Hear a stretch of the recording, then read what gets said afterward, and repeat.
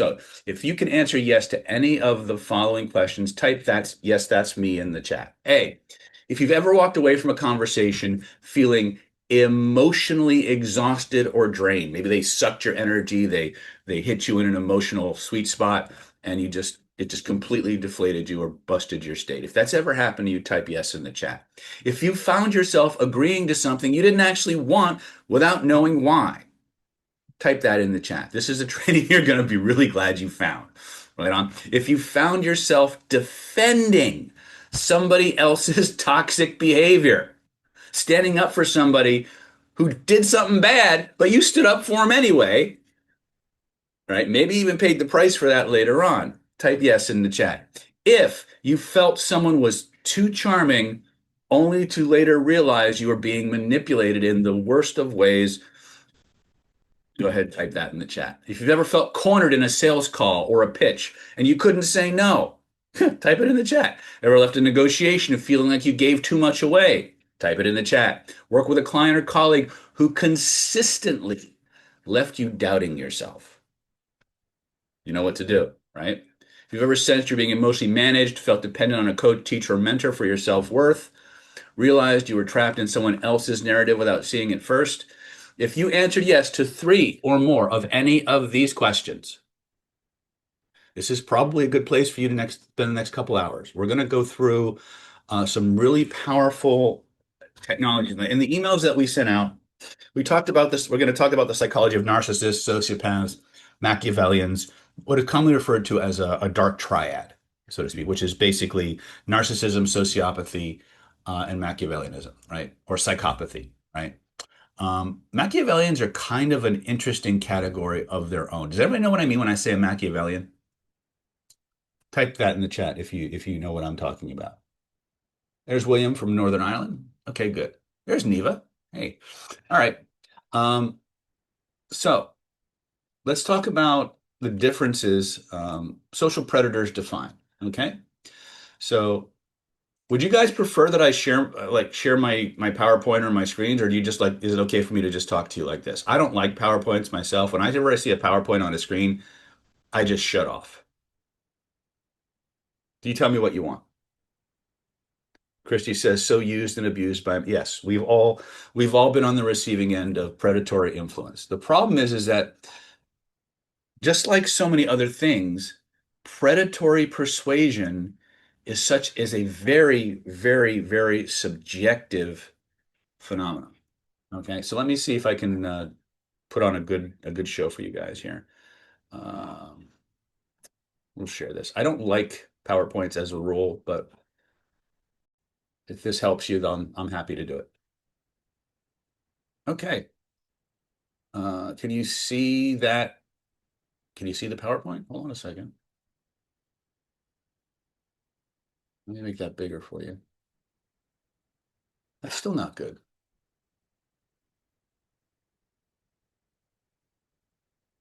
That's not working out the way I planned it to.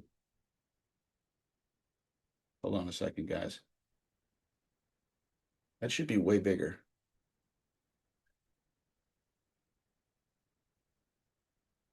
This is what happened when you get a brand new monitor and you don't know how to use it. All right, well, let's just make this big and see what happens. I won't spend a lot of time here. Narcissists, you know what? I'm just going to share my screen because splitting the screen is not working.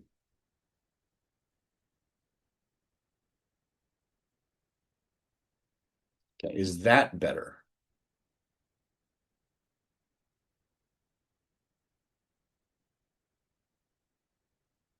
Yes, no? Can't see you guys. Okay, that's not working. Where is my share screen? See, I was all set to go.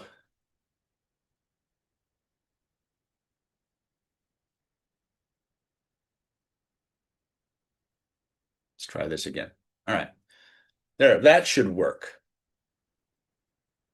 Social predators defined. Okay.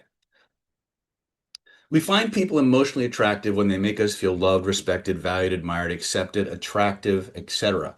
This is an important piece. Even though we're going to talk about predatory psychology, it's important to understand Why do we fall victim to these kinds of people?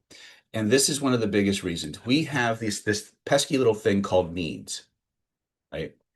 And anybody who can make us feel good about ourselves is automatically attractive to us. If you want to read more about how this works, there's a book you might want to pick up.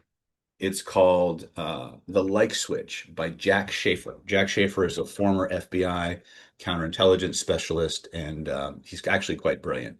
But he's probably summed it up better than anybody else that I've seen in all the books. We instinctively like people who make us like ourselves, right? Who fill a need for validation inside of us. And honestly, that's something that all human, whether we're whether we're one of the good guys, the good Jedi out there, trying to, go move through the world and have everybody have a win-win, or whether we're talking about the worst types of predators out there who are never the evil looking ones, by the way. The worst kinds of predators are the ones that look like Sir Galahad or the knight in shining armor, or the Sir Lancelots of the world. The book Liliana is called The Like Switch by Jack Schafer. So let's go into the four basic types of predatory psychology that we're going to deal with. And the first one is the classic narcissist, right? Narcissists, again, this is going to sound weird because of the content of tonight's webinar, but narcissists get a bad rap. We automatically think that if somebody's narcissistic, that they're a bad person. And the truth is that they're not always bad people. They're just really, really, really selfish. And so they often make decisions from that selfishness that would not be in other people's best interest. But the interesting thing about narcissists is that they're often quite likable, and people like narcissists even when they know their person's a narcissist, right? Um, but narcissism also exists on a spectrum. So you have the most toxic types of narcissists, who are what we call grandiose narcissists, covert or otherwise. And then you have people all the way down to the other end of the spectrum where they're just a little selfish or they're self-centered, which is the average human being. The average human being is somewhere down in this end of the spectrum. Every human being on the planet is selfish. Your autonomic nervous system is built on this idea of selfishness.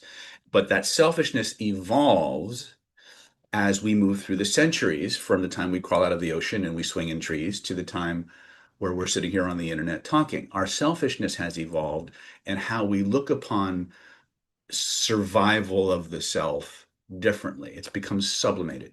Okay. So when we look at narcissists, we don't necessarily want to automatically assume they're evil, but we do have to understand. And by the way, as an aside, narcissists are some of the easiest people to manipulate on the planet, or to persuade. They really are, because you know what their priorities are, right? And if you understand what I teach you guys in Killer Influence and NLP Ultra, to speak to a person's needs, speak to a person's values, they will basically do whatever you want them to do if you frame it right. And you won't have to lie or cheat or steal or deceive them. You just have to speak just like any other human, speak to their needs. The predatory part happens when we start tapping into a person's needs to get them to do things that are not in their best interests, that are supposedly in exchange for things we can't deliver, right? That is where we have to draw the line, right? It is never necessary outside of law enforcement context or something along those lines to lie, cheat, steal, to influence somebody, right? You don't have to do it. It's just you just don't have to do it, right? Let's talk about sociopathy for a minute. Sociopathy, now we're getting a little bit more aggressive. Sociopaths, or antisocial personality disorder, is characterized by not necessarily an ignorance of the rules, but a lack of concern for the rules. These people don't care. A lot of times they don't have the same emotional experience as the rest of it. They're often very good at mimicking emotions, but not actually feeling them. Now, some sociopaths are what I call conditional sociopaths. They can feel emotions and stuff like that towards certain people in certain contexts, but by and large, they're not troubled by what we would consider moral values or things of that nature. And there's about in the book Snakes in Suits, I believe it was quoted that there was about 4% of the population is considered sociopathic, right? A lot of these people tend to migrate towards positions of power, positions of influence. So you'll see a lot of them obviously migrating into government. You'll see them migrating into law enforcement. You'll see obviously there's a criminal side to this. You'll see them migrating into medicine, believe it or not, right? Um, Leadership positions, as a rule, sociopaths or people with strong sociopathic tendencies tend to actually have a little bit of an advantage. We might not consider it an advantage, but they're not as bothered by the emotional content of a situation as somebody who's more heart-centered like you or me, right? So they will make decisions that people with bigger hearts might not necessarily want to make. But sociopathy is characterized by, if not an antagonism, a lack of regard for the rules of society. Okay, and I want to kind of give you a little bit of I want to contrast at this level of when we talk about sociopaths, primarily because you have what I call intelligent sociopaths, and then you have not so intelligent sociopath, and you have what we call character disturbed people. And two great books to really dive into this psychology, if you haven't gotten our reading list, would be In Sheep's Clothing and Character Disturbance by George K. Simons. He goes, and a lot of the material for this webinar was actually derived from Dr. Simons's work. I found his work to be extremely useful and refreshing on a applications level because he doesn't take the white light, holier than thou, oh, they're just damaged little snowflakes kind of an attitude towards these character disturbed individuals. He takes a rather tough love kind of a approach. And what I mean by that is people who demonstrate character disturbance, which is usually some form of antisocial personality disorder.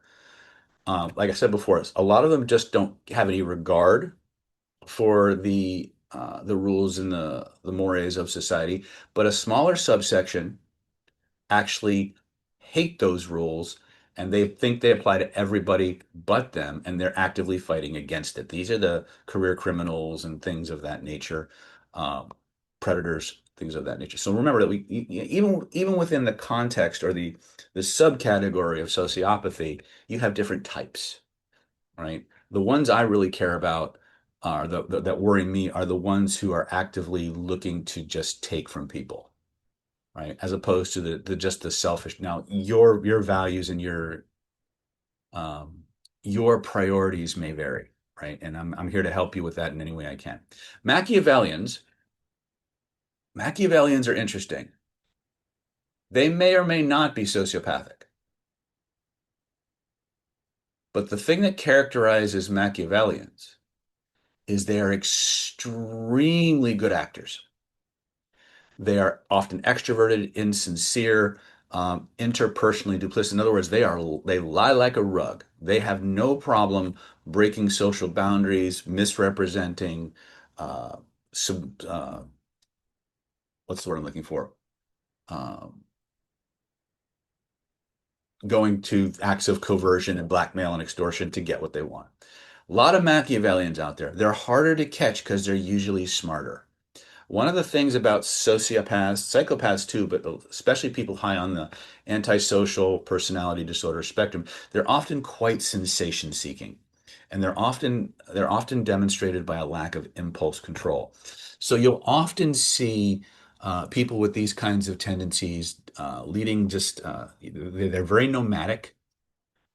They tend to look for high adrenaline, high risk activities. They just have that, they need a higher, stronger level of stimulation. And this is going to be important later on when we start looking at how do we profile these people. One of the things that one of the folks in the chat asked was, how do I spot a con man in less than 3 seconds or less? Well, you can't spot them in 3 seconds or less because it takes you longer to do an internet search on them than 3 seconds. We're getting better, but the way that you profile a lot of these people before you interact with them, and again, I call this what I call the pre-engagement stage. If you're going to have a meeting with somebody, like a business meeting or a date or a negotiation, you really owe it to yourself to do as much research on that person as you can to create a profile of them so that you can war game out in your own mind and your heart how they're likely to respond, what tactics they're likely to use with you, right? So many years ago, I was contracted by one of the big four accounting firms to design an entire course on nonverbal influence. And I divided the entire program up into what I call pre-encounter phase, the 7 second window, and then interactive phase. Pre-encounter phase is where all of your really powerful profiling tools can be brought to bear. You can do face reading passively. You can do background checks. You can do social media. You can do the flag system, which I'm going to introduce to you very shortly.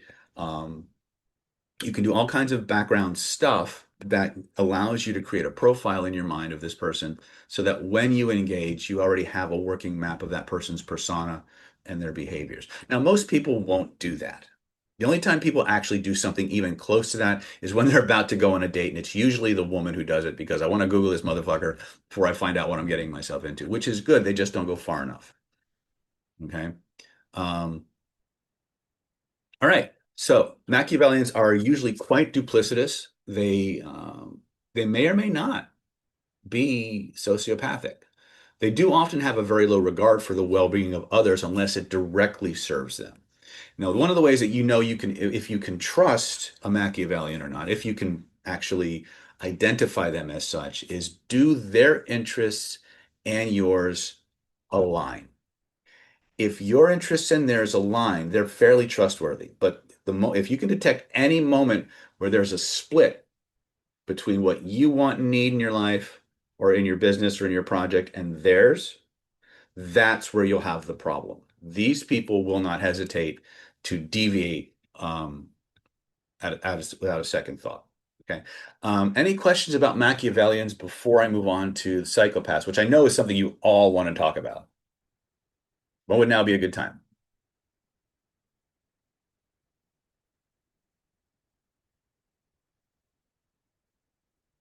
Amna says one has to keep looking over your shoulders. Well, the truth is, we should be looking over our shoulders all the time. It shouldn't be that way. It really shouldn't. But I'm not somebody. I gave up my idealism a long time ago. Um, I realized a long time ago that idealism is the perfect hunting ground for a sociopath, a psychopath, or a narcissist. So I'm very pragmatic in my approaches, right? Um, Many bosses in the workplace. Yes, anybody who is a social climber is going to have a strong, uh, if not sociopathic and narcissistic, at least a strong Machiavellian bent to them, right? It just goes to show. Lottie says, God, it's so hard to have to fight. Just sacking it up seems like, well, yeah. And that's actually one of the reasons I teach this material. There was I can't remember who said it. I will probably mangle the quote, but it was said by a very famous person one time that all that's necessary for evil to triumph is that good people do nothing, right? Um, we have as much right to be in this world as the predators do. And if we don't stand up for ourselves and we don't stand up for our rights, then we deserve to have them taken away, right? And that's just I kind of take a hard approach to that. It shouldn't be I shouldn't have to think that way, but it's just kind of my approach. Any other questions about narcissist, sociopathy, or Machiavellians before I get into the psychopaths? Is this helpful? Is this useful? This means yes. This means no. Type it in the chat.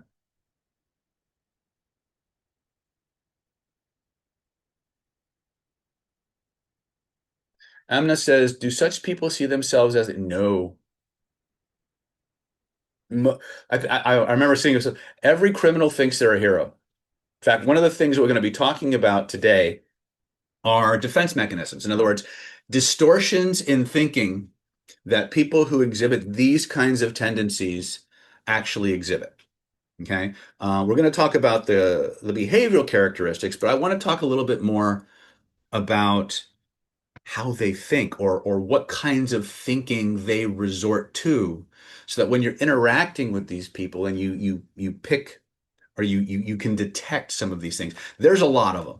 I'm going to be upfront with you. There's a lot. There's probably, if this is the scope of everything there is to learn about these kinds of people and what they do, I've got time for this much. So I promise you this. I will take you as far down this sociopathic rabbit hole as I can in the time that we have.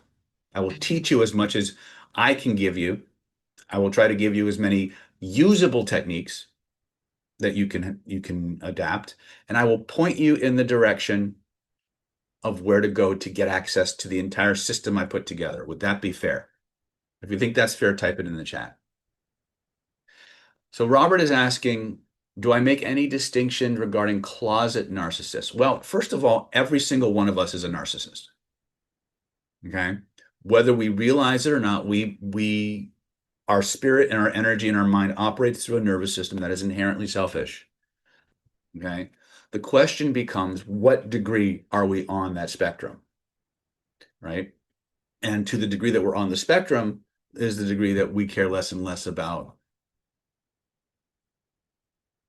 Well, narcissists always care what other people think of them. That's one of the big misnomers.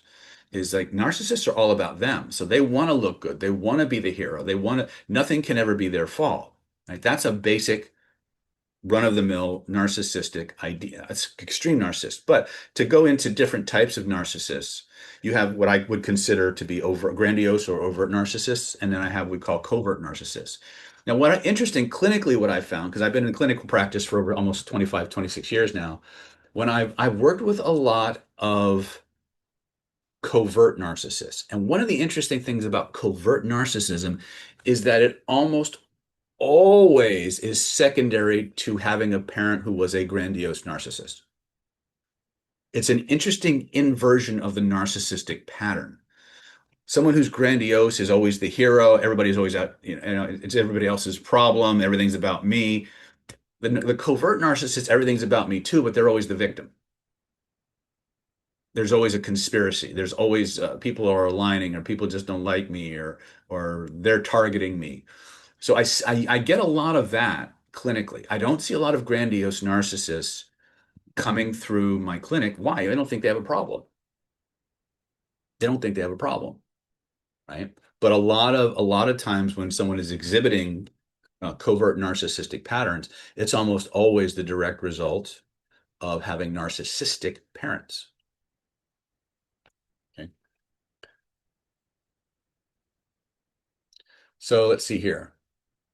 What about borderline personality as described in the book? Borderline is a whole different animal. Yes, they have narcissistic tendencies as well, but they have a strong histrionic bent too.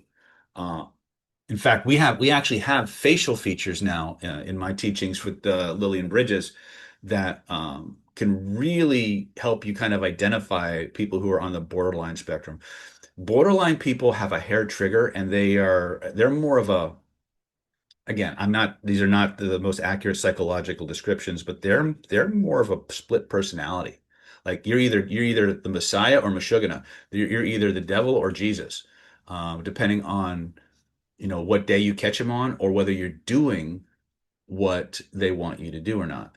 Now, when we start looking at the defense mechanisms that all of these particular personality types exhibit, you'll see a lot of very similar patterns that you would see a borderline person using when they're on the other side. Okay. Um, there's a lot of overlap, but I don't know that I would consider, I haven't read the book, by the way, Walking on Eggshells.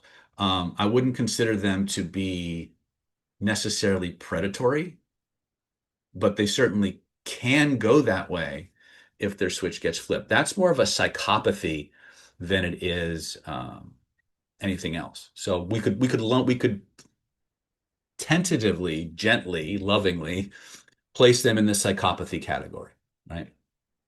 Barbara's asking, I see how narcissists are manipulated, but I would love to deal with them without non-needed manipulation because they're in my family.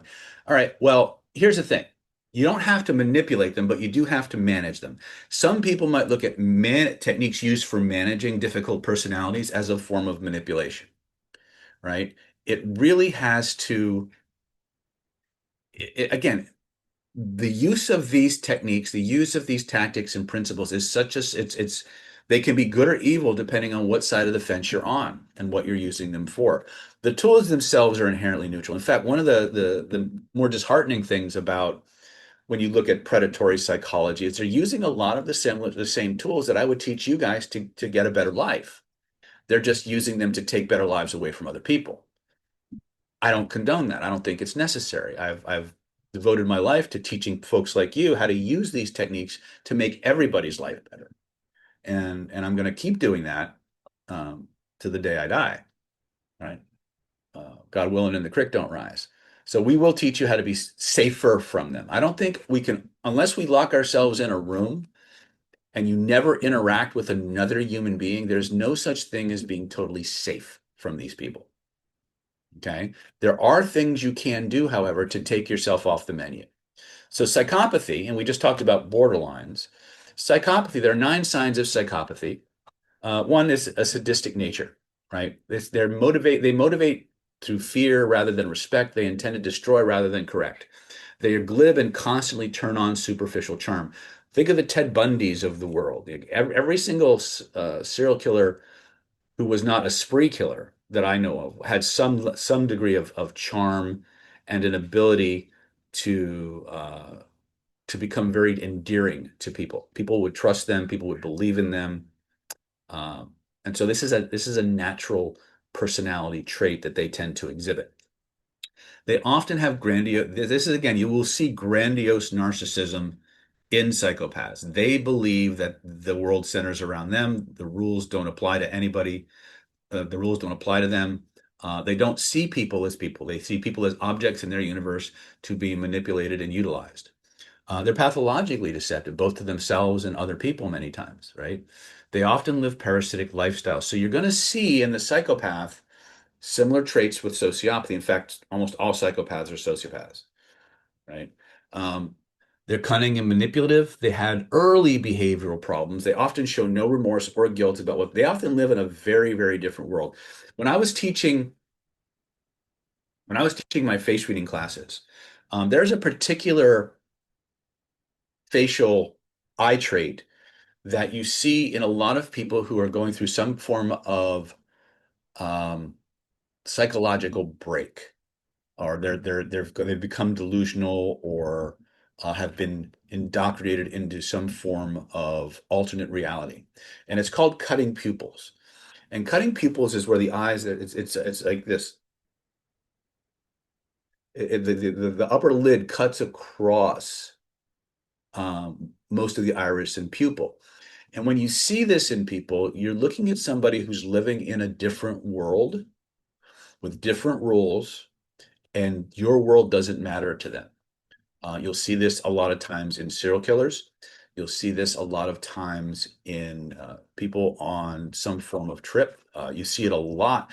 It's not necessarily droopy lids, but they're very, the eyes themselves are very shaded. Like, um, I don't know if I maybe if I have time in part 3 of the webinar, I'll see if I can find a graphic for you for cutting pupils. Um, it's very easy to spot. What you'll see most often, though, in in people who are kind of on the edge is what we call the three-sided whites. In other words, the 3 sides of the eye, the inner part, the bottom part, and the other side. You'll see the whites on all 3 sides of that. Okay. Those are people who are going through some kind of adrenal fatigue, which means they're almost always in some form of altered state. Nathan Mayer is asking, does all this relate to toxic masculinity or femininity? Absolutely not. No, this has nothing to do with gender at all. Okay. Um, it's important to really understand that. I'm not talking, the sad truth is most sociopaths are male. Most psychopaths are male, but there is a fair share of females as well. So we're talking about the behaviors that all of these characters, whether regardless of gender, are are going to exhibit. Okay. Okay, Batsabi says, I love the face reading course. Yeah, face read, and we actually have master level courses now, which we may offer in the future for people who've been through face reading one and two and three. We can talk about that a little bit later. Okay, let me just get out of my eraser here. All right. Sociopathy, you'll often see a lack of empathy. They'll have a very cold nature, often narcissistic, almost always charming. One of the interesting things, with the exception of some forms of psychopathy, um, all of these particular subgroups of predatory predatory persuasion are very charming and glib. They have a gift of gab. Can you see my type notes? Of course. I thought you wanted to see me. Okay, here we go. So they have a predatory nature. Sociopaths are unable to fully understand the emotions of others and are highly adept at mimicking them. And this is, again, this is what screws us up. These people tend to be extremely good observers of human behavior, and they spend a lot of time mimicking that behavior. They may not feel it, but they can pretend it. They can, okay. Um, I think I've talked about a lot of these. They often engage in risky behaviors.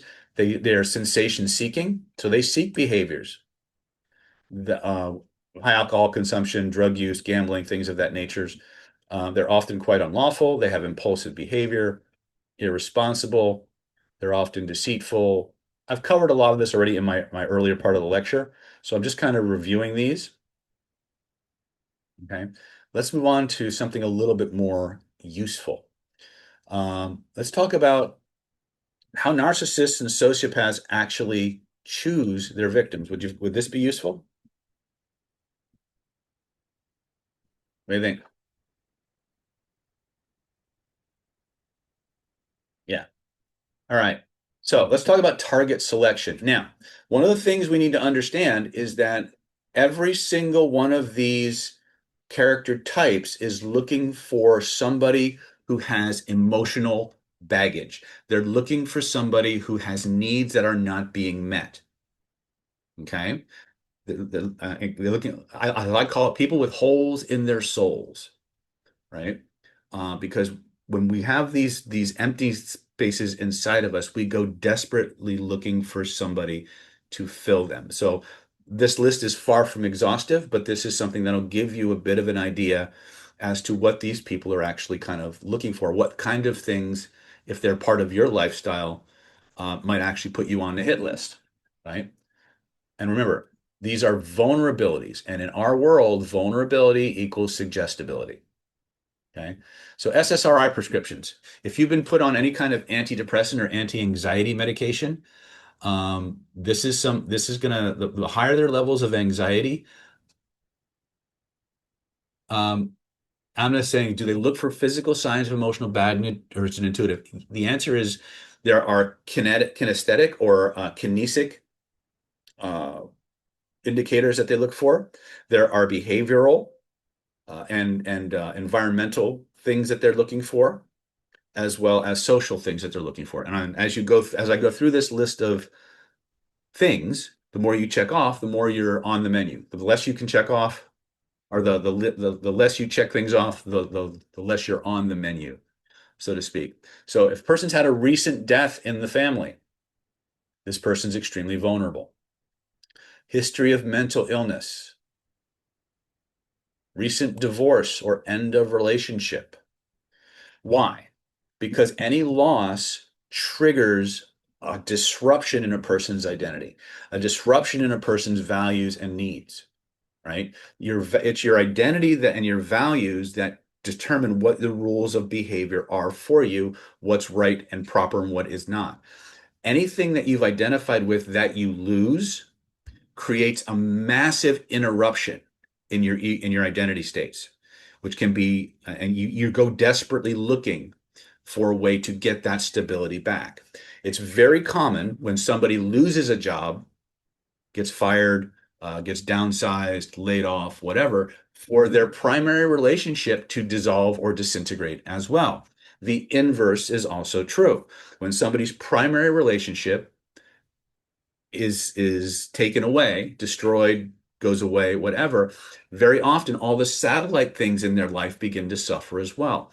Why? Because the context anchors and the emotional support that kept that particular person's identity in place are no longer there. Everything is very malleable. If you ever get, and I pray that this never happens to any of you, but if you ever wind up in a situation where a cult is trying to indoctrinate you, one of the very first things they're going to do is to isolate you from everything around you that's familiar. Your social circle, your immediate family, maybe even your spouse, the places you go for fun, right? They will take you to places where a certain set of rules are being enforced and rewarded that are as far away from what's normal for you as possible. They will love bomb you when you do what they want. They will chastise you or punish you or criticize you when you don't until you become needy. They're breaking down the identity structures that keep you you so they can write new rules to your operating system. That's how all cults work, whether directly or indirectly. Whether you're going, whether you're talking about the worst case of MK Ultra stuff back in the 60s and 70s and 50s and whenever it was, all the way up to modern micro cults of today. All of them are engaging to some degree in this level of identity reconstruction, right? This list that I'm sharing with you is a small list of some of the things that can make their jobs easier and what they look for when they're seeking a victim. There's a lot of smart people who get sucked into cults. Why? Because they've got emotional holes that they need to fill, right? Okay. Yeah. Betsabe says the first thing my ex-narc did was isolate me from my family. Yes, it's a very common tactic. Very common, right? So if you've had any recent financial troubles, financial problems, recent loss of credit, history of seeking help from suicide hotlines, history of very few close friends. If you're looking detachment or estrangement from the family, desire for notoriety. This is often one of the ones that people don't get.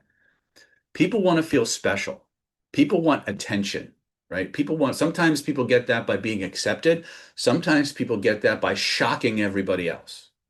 It's a desire for attention, a desire for notoriety. And if they find a crowd that will feed that need, they'll go after it. They will continue to feed from that trough, right?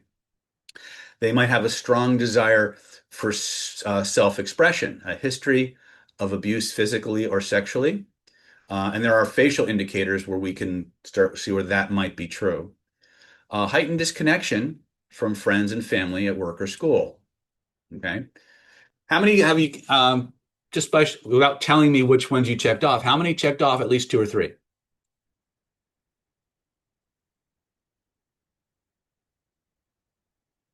Okay. All right. Again, if any of this is striking home, these are the things we got to clean up. These are the things that these are the holes we want to plug and fill with something better. Okay. Let's look at some others. Now, one of the other things you understand is that these predators play a numbers game. They have no skin in the game with regards to who bites on their lure, right? Um, it's again, let me jump out of this really quick.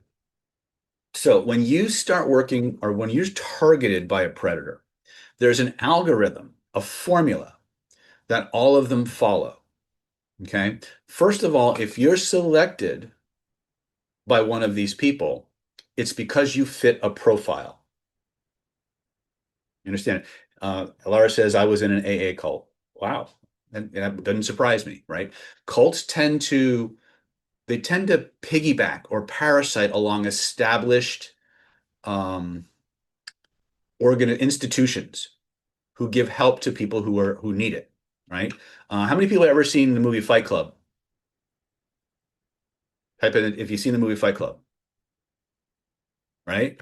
Again, here was a mentally deranged person, right? And what was he doing? He was surfing the support groups, right? Well, he had to get that idea from somewhere. A lot of predators, and if you read the book Red Flags by Wendy Patrick, she'll talk about Um, con artists, geriatric, that go after older retired folks, people living in retirement centers, and seniors communities. And this is I'm very sensitive to this because my grandfather was the victim of one of these people, right? Um, which is one of the reasons why I teach this kind of stuff, because that person destroyed my grandfather, just completely destroyed him, and there was nothing I could do to stop it. I was too far away, and nobody would listen to me anyway. I have managed to stop some other people's lives from getting destroyed since then, because I know the profile, and I managed to stop someone from losing millions of dollars from their father's estate because of one of these people. So I'm grateful for having taken the time to have learned this. But one of the things that you need to understand is that the predators spend a huge amount of time, the bad guys spend a huge amount of time looking like the good guys. Okay. So if you are targeted by somebody from one of these predatory categories, it's because you fit a profile, which brings us to the first step in the predator algorithm. The first step is called proactivity. Proactivity. When a person, when these predators operate, they use a five-step formula. The first one is proactivity, where they profile the person or the type of person that they want, who is going to be their ideal target, their ideal victim. Okay. And they have certain physiological characteristics that they're looking for. They have certain psycho-emotional characteristics. I gave you a short list of 20 other things they might be looking for. There will be body language cues. There will be social cues that they're going to look for. And then once they have that profile of who their perfect victim is, they're going to spend an inordinate amount of time creating an avatar that represents the most appealing type of person to that profile. Okay. Someone they can identify with, someone that has tremendous emotional appeal, someone that has credibility, someone that has validation or approval seeking, I think is the term. But it's a five-stage formula, and it's a massively powerful formula, because what it does is it creates an imbalanced power dynamic where the person who is the target of this particular formula becomes progressively more emotionally dependent on the victim, on the predator. Okay. I call it the predator protocol just because it's unfairly powerful, but everything starts with a profile. Who am I looking at? What are their needs? What are their wants? What are their behaviors? What are their rules? Once I know what those are, now I can engineer a version of myself to fit that model. Okay. Questions on that?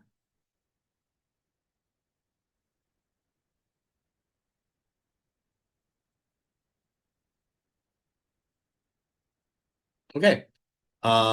So we got the victimology down. That's a great question. Do they create these profiles consciously?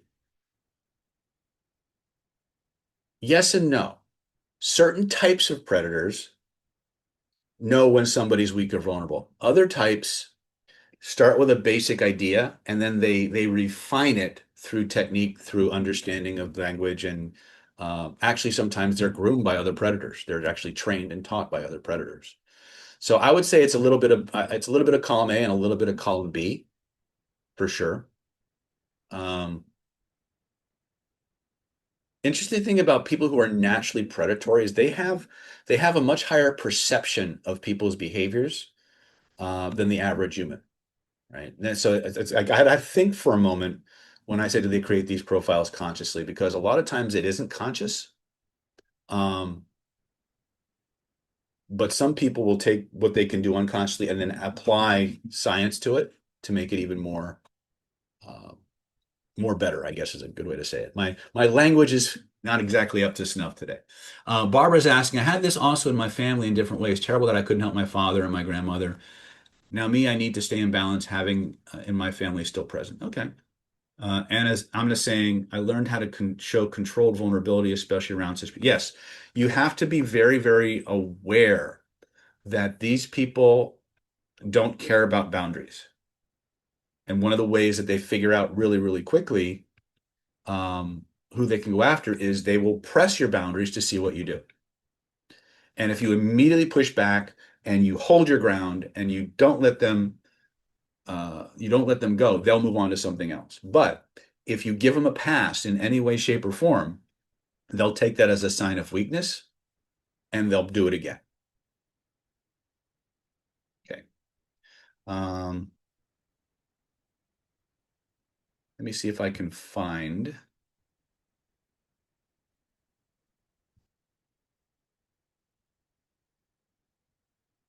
So we talked about victimology. Let's talk about their thinking patterns. And when I teach you these thinking patterns, I don't want you to freak out, um, because you will find that a lot of us have the same thinking patterns. The difference will be the frequency and rapidity in which we engage in them. Okay. So let me go ahead and share screen.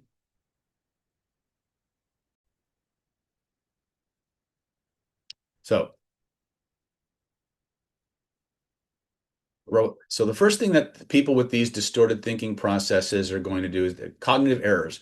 So these people often engage in egocentric thinking, thinking everything is about me, others' needs are irrelevant. They're very possessive, heartless, and objectifying. They see people as possessions or tools, not equals with rights. They usually engage in extreme thinking. There's no compromise, black or white. They're often inattentive or selective attention. In other words, they tune out what doesn't suit them. They hear what they want to hear. We've all had people like this. We've all been these people, right? The difference is the frequency and rapidity with which they do it. Okay. They're deceptive and they're often quite self-deceptive, right? We have someone running the government who might be qualified that way, right? They're impulsive thinkers, egomaniacal and prideful, hedonistic thinking, right? They prioritize pleasure and avoid discomfort, unreasonable, demanding thinking, external hard luck, circumstantial thinking. They blame outside forces. We call this an externalized locus of control. You'll see this very, very strongly in extreme narcissistic, sociopathic, and psychopathic tendencies. You'll see this in the borderlines of the world. When they're on fire, they did what they did because of something outside of themselves. It never is their choice. If you ask them if they're sorry, they'll say they're sorry, but what they're saying is they're sorry they got caught. They're not sorry for what they did. It's a different end game, right?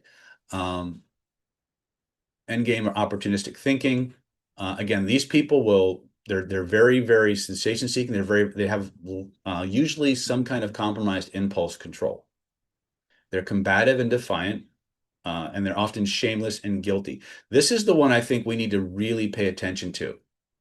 The shameless and guilty thinking is something that I see happen a lot in regular day-to-day social interactions. What happens many times is these people will ask for something and they'll keep asking because they figure if I got something once, I get it again. They'll keep asking well beyond what most of us who are normally socialized would consider to be acceptable.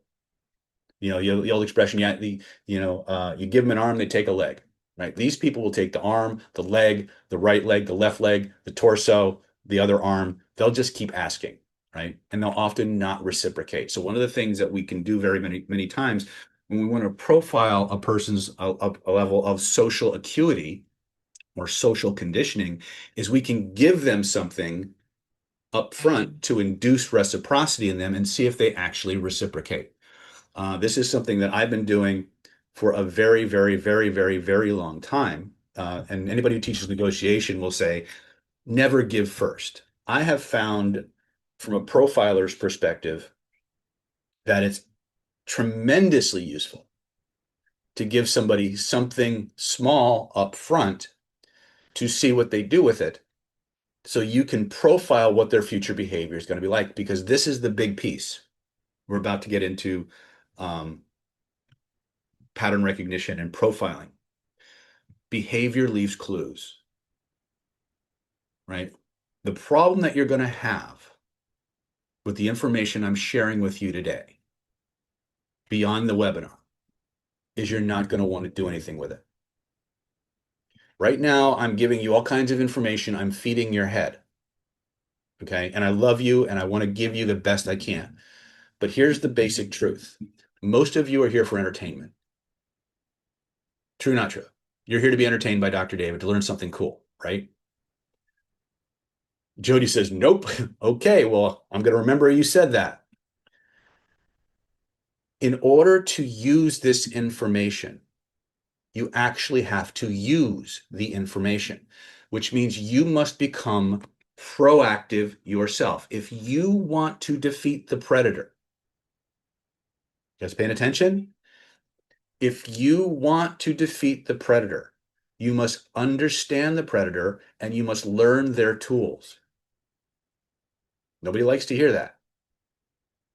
You must learn their tools and you must use the tools against the bad guys, because that is the secret.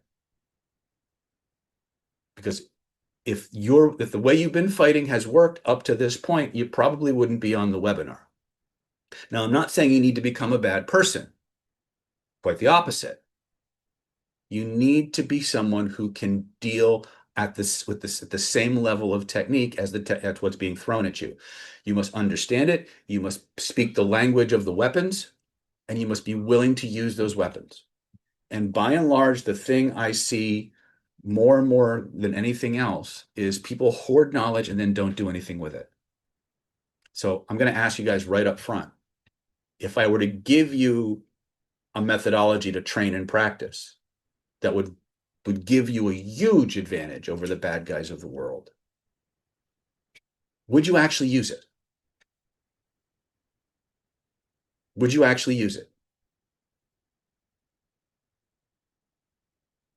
No bullshit. All right. All right. Then if you'll give me just a few minutes, I'd like to share something with you that I put together.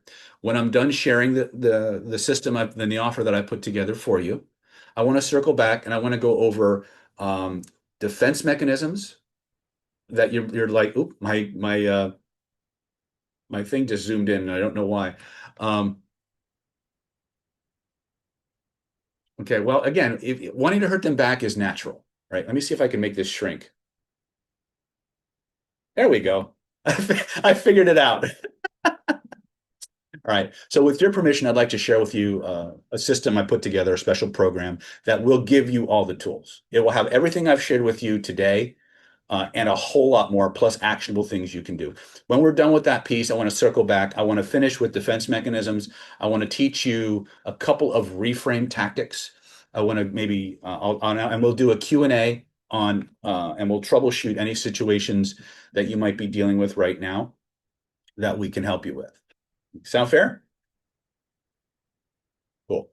So with your permission, I'd like to teach you about our special weapons of social seduction, defense against the dark arts of persuasion and manipulation home study course. This is a program that's going to start with helping you not only make more money, but to save you money, to protect your money. It's not going to just help you close more deals. It's going to make sure that you don't get taken over a deal that seems too good to be true. Okay. It's not just going to get you more dates. It's going to make sure that the dates that you go on have a higher probability of being successful and safer for you. It's going to help you help more people by helping yourself first, and how to teach your loved ones and the people you care about how to stay off the menu of these narcissists and sociopaths and psychopaths that we've been talking about. You're going to feel more confident because you're going to see the world through a different set of eyes. You're going to hear the world through a different set of ears. When people approach you and they begin to behave, they're going to be literally like holding up a bulletin board saying, "This is who I really am. Beware." Or, "This is who I really am. I'm the one you've been waiting for." You're going to have that level of x-ray vision into people's behaviors, and you'll be able to determine with a high degree of certainty exactly who that person is and what how they're more likely to behave in your life, right? So you're going to become way more powerful. You're going to win the game of life a whole lot more. And by the way, the game of life actually works better if you actually treat it like it's a game, right? How many of you would like to be up to 30% better at everything? Be playful. Gamify your entire life. Your brain will learn faster. You will be more confident. You will be more persuasive. You'll be more charismatic, and everybody will be more compliant around you.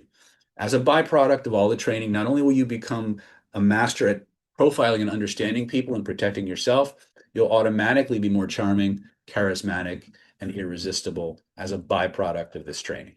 Okay. So here's what I put together. This offer is good until July 7th, 2026 at 11:59 p.m. It's going to start with the Secrets of Human Influence, aka the Killer Influence program.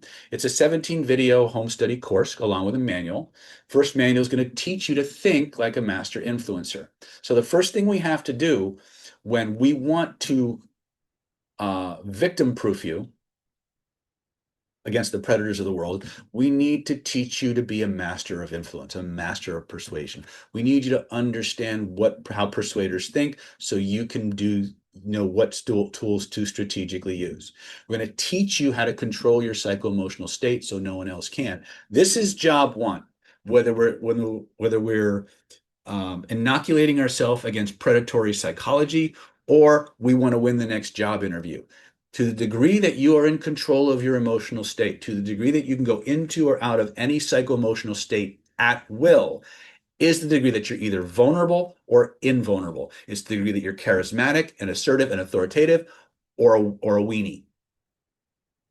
If a person can poke holes in your emotional armor and get you to respond out of negative emotion, they can push your buttons and they can manipulate you. I want to show you how to close off those walls not close yourself off from the world, but seal those holes in your armor so that you're actually strong, so that people can hurl things at you and it just flows off you like water off a duck's back. And you can automatically sense when they're trying to manipulate you. That's what state control is really about. It's the ability to enter or exit any psycho-emotional state at will, on demand, in any situation or circumstance. Why? Because a predator will not attack you. They will not seek to influence you when you're having your best day. They will wait until you're at your most physically, financially, emotionally, environmentally most vulnerable, and then they will launch. So you will almost certainly be taken by surprise by these people. How many of you have been taken by surprise by one of these people, right? They got you in an emotionally weak moment. So the question becomes not how do I stay emotionally strong all the time, although we all want that. A deeper question becomes how do I get my emotional strength back when some situation, circumstance, or person undermines it? And that's what state control is really about at this level of the game. It's not about just being in an amazingly powerful, empowered state all the time. It's about how do I get back to that when something takes it away? How fast can I recover and get back to optimal performing? So that by itself is worth the price of the entire program. And I will tell you that state control training in Planet David is the secret sauce. If you got nothing else from your time with us, get that.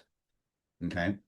But we're not going to stop there. We're also going to teach you the most powerful rapport skills on the planet. We'll teach you rapport skills so powerful that even predators, a lot of predators will volunteer information they don't want to volunteer, right? So there's three levels of rapport skills that we teach. We have classic rapport, kinesthetic rapport, and then we call activity level or vibing level rapport, which is used specifically for attraction and dating contexts.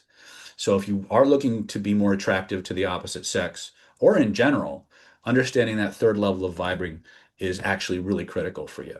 We're going to teach you the most powerful, irresistible hypnotic language patterns on the planet, the ones that nobody can resist because they're such a fundamental part of the way people think that just hearing the pattern causes people to think in a predictable way, a manageable way, right? We're going to teach you how to manage the emotional states of other people so that they want to do the things you want them to do, right? Again, very, very powerful. We're going to teach you how to emotionally bond anyone's deepest desires to get them to do what you want them to do and have them thanking you for it. Okay. This is your foundation. This is your core. Okay. And we're going to include a full 240 plus page manual. I think it's 240 pages. That gives you even more advanced training on advanced persuasion skills, dirty, rotten tricks, authority tactics, affinity tactics, behavioral modeling, things of that nature. It's a really powerful core foundation course, right? It's a $2,497 value, but we're not done. We're also going to put in these special bonuses to make sure that you've got the tools that you need to win against the predators. Okay, first one is going to be our actual defense against the dark arts program. This program was rated the #1 NLP program in the world for 2 years, 2022 and 2023, I believe. Defense Against the Dark Arts was ranked the #1 NLP program in the world. We are going to teach you in this program how to read faces, how to catch lies, how to reframe people attempting to gaslight you, love bomb you. We're going to teach you how to actually role play the psychology of these different predators so you know exactly how they think, you know what it feels like to be them, and you can turn the tables on them in the shortest amount of time humanly possible. We're also going to teach you how to read micro expressions, how to use the red flag system, which we're going to give you an overview of today to profile them even further. We'll talk about Chase Hughes' 6-minute X-ray and how parts of his system apply to what we're doing here. We'll show you my version of profiling people. It's there's about 40% is review of the original Killer Influence program. The other 60% is brand new profiling material that nobody's doing. Okay, we're going to give this to you because, again, it's an expansion on the things we're doing here. It's going to take your ability to profile people to a whole new level. Okay, uh, Renegade reframing. This is probably one of the most dangerous programs I've ever taught. Aside from NLP Ultra, this particular program is easily something you really need to master. And it's about conversational reframing. Now, when we talk about reframing, a lot of people come from an NLP background or an Ericksonian hypnosis background. They think they understand what reframing is, but what we're actually talking about in this course are 14 patterns that have the ability to literally, in any given situation or circumstance, completely disrupt a person's neural pathways and their thinking process and allow you to install or insert a completely different direction for their thoughts. It creates, on a neurological, linguistic level, it creates what is commonly referred to as a transderivational search. And when you deploy one of these patterns, the brain literally goes into idle mode for a split second. They become hypersuggestible, and you can literally give them a different suggestion or a different meaning to what they were talking about, and they will buy into it more often than they won't. If there was one way to stop people from gaslighting you, love bombing you, or in any way disrupting your own thinking patterns and turning the tables on them, this would be the course. Now, this becomes exponentially more powerful when you combine it with Defense Against the Dark Arts and the Killer Influence Home Study program that I just talked about. Everything is designed to synergistically amplify be amplified by what came before it. So literally with this program, you'll have 14 different methods at any given moment to overcome any objection, reverse any psychological assault, change any belief, or destroy any limiting belief that you might have in seconds. In fact, there's actually a way to use this to install not nice programs into people. I don't teach it to the general public. But you can, if you do this properly, you could literally take anyone's self-esteem and turn them into a suicidal wrecking ball, right? I know that's a big claim, and I'm not going to teach it to the general public. But the truth is the methodologies in this course, combined with the others, make you very, very dangerous, right? So if you're looking for the way to turn the tables, not just evade them or avoid them or stop them, but if you're looking for a way to actually fight back, this is a pretty good course to have in your arsenal. I'm not going to bullshit you. I'm not going to make a lot of friends. I'm not going to be very popular with my peers by what I'm telling you with this, but you guys said that you're actually going to use this stuff, so I'm going to be very straight with you. Right? The potential of what you can do with these programs it's strong. right? And I'm under talking about what I'm delivering. So it's a $1,997 value. We're going to give it to you for free. We want you to have it. We want you to have Defense Against the Dark Arts. We want you to have Renegade Reframing. We also want you to have this one, Charisma and Conversion. Now, why am I talking about charisma and conversion and hypnotic presentation skills for presenters and public speakers? Let me ask you all a question. How many of you have ever been to a self-help seminar? Like a T. Harv Eker or a Tony Robbins or a Robert Allen or a Mark Victor Hansen or a Lisa Sasevich, or just if you've done it, go ahead. How many of you have rushed to the back of the room and bought something you never used and you thought you would?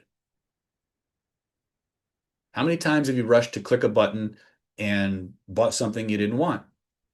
Well, guess what? There are predators on the stage too.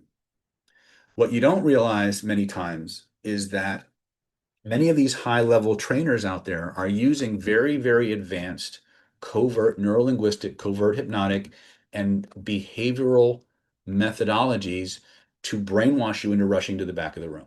Now, again, the tools themselves are inherently neutral. There's a lot of people out there using these tools who deliver tremendous value to the people through these tools, but they won't tell you they're using those tools. And if you go through one of their trainers trainings where you get to be certified to teach their stuff, they won't teach you this part because that would make you competition.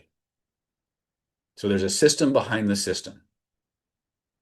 With charisma and conversion, I pull back the curtain on these secret techniques, on these methodologies. I give you the persuasion architecture. There's two forms of presentation that we teach you, the heart-centered presentation template and the pain-driven presentation template. We'll teach you about spatial anchoring. We'll teach you about ninja stories, confusion inductions. You'll literally, in this course, I literally deconstruct the transcripts of a very famous speaker and show you all the covert hypnotic processes that this person is using. Right? When I had an assistant many years ago who every time I got to this part of the training, he'd have to leave the room. And the reason he had to leave the room was because he had been at the seminar of the person I was deconstructing. And he had, in fact, literally rushed to the back of the room and bought everything this guy was offering as a byproduct of this training. So he would have these really just burnt ass flashbacks, right? I'm not here to pass judgment on the techniques. If you have a business where you help people and you want them to get excited and you want to be able to deliver more value to them and you want them excited about you, these tools will do that for you. The only thing I ask is that you can actually deliver what you're offering.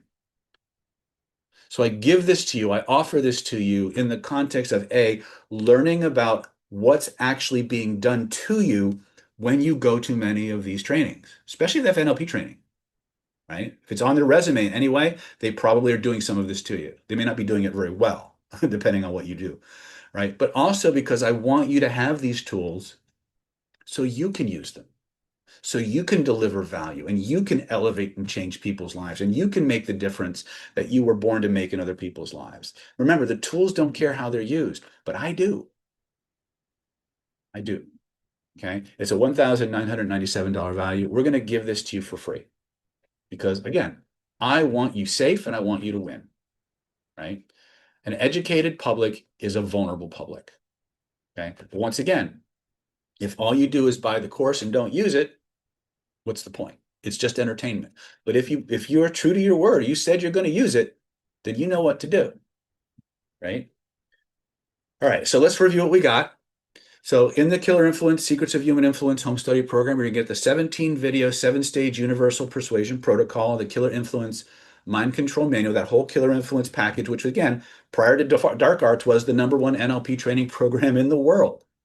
Stood the test of time. Dark Arts is the only thing that ever beat it, right?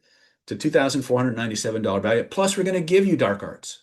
$1,997 value. You're going to get the Renegade Reframing, $1,097 value.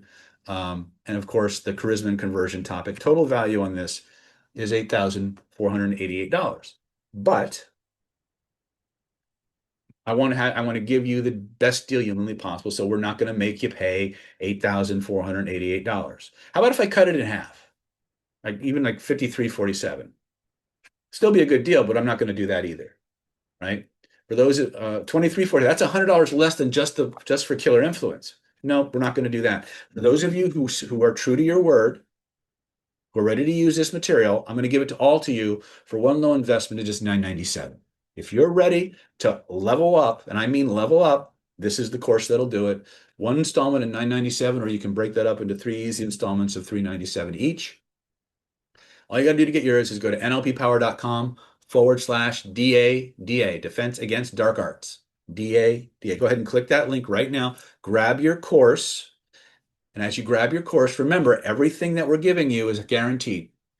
If by the end of day 59 of your post webinar training, you decide this isn't working, you're having trouble, you can't get past the sticking points, pick up the phone, let Mia know, shoot me an email, we'll refund your money. If you're not 100% loving what you got, if you're not making more wins, if you're not protecting yourself and your family the way I said you could, if you're not, by the way, I will tell you up front, if you apply this material, or I shouldn't say if, when you apply this material, you will find yourself saying no to more people than you ever have.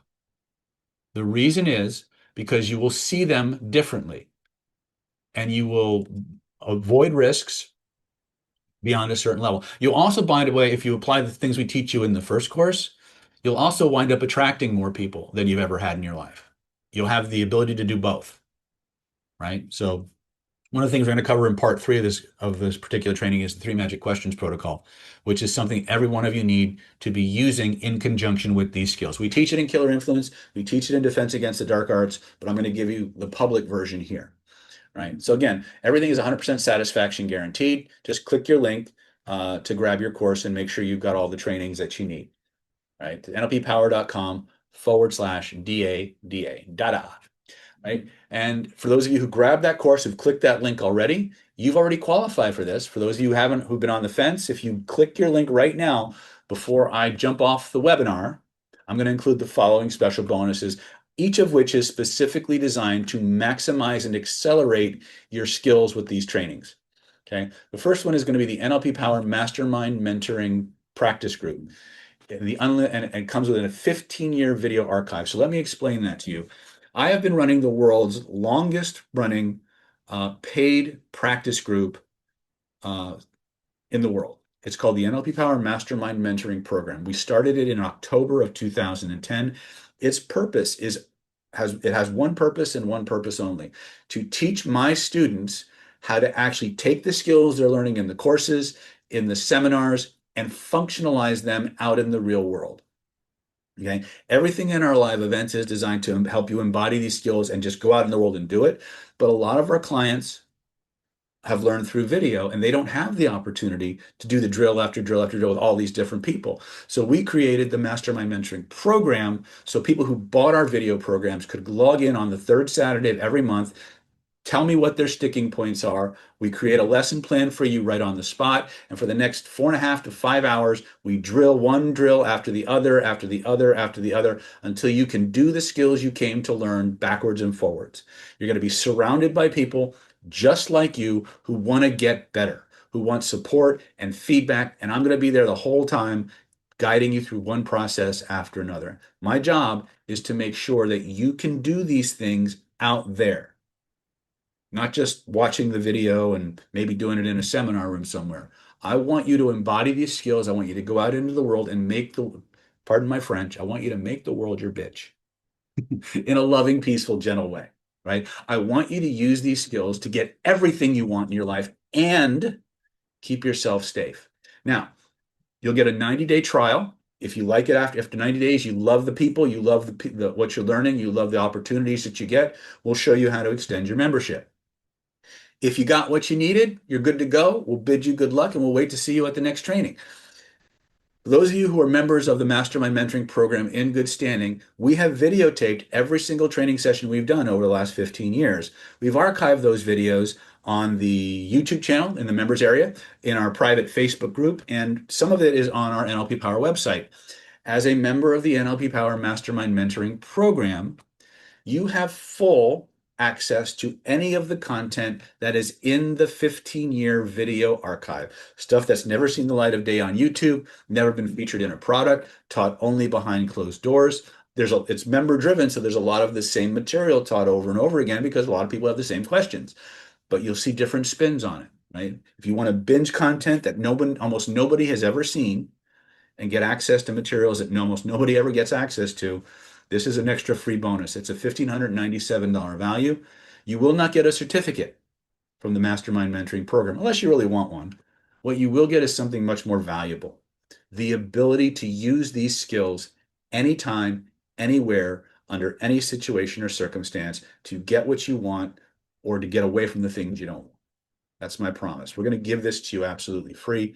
It's a $10,085 value. We're also going to include, because some of you are impatient like me, we're going to include the Stealth Instant Conversational Hypnosis Crash Course.